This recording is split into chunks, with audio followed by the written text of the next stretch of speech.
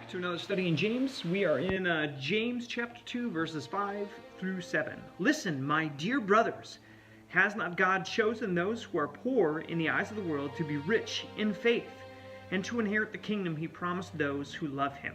But you have insulted the poor. Is it not the rich who are exploiting you? Are they not the ones that are dragging you into court? Are they not the ones who are slandering the noble name of whom you belong? I love reading verses when it deals with our heart. There's a verse that comes to mind when I read this. It's out of the book of Isaiah, and it says, "For my hands have made all these things. Thus all these things came into being, declares the Lord. But to this one I look." So this is the individual God turned to. This is the person that God looks to.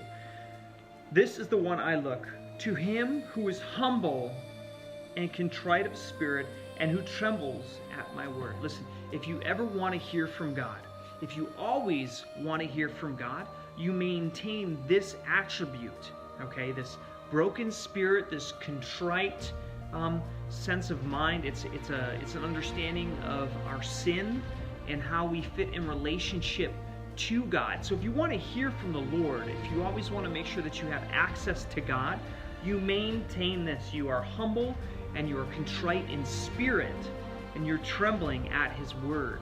You're talking about the word being, in the Old Testament, talking about his law, his commands, what he's told humanity. And we look over here in James, verses 5 through 7, he's talking again about those individuals who are showing favoritism.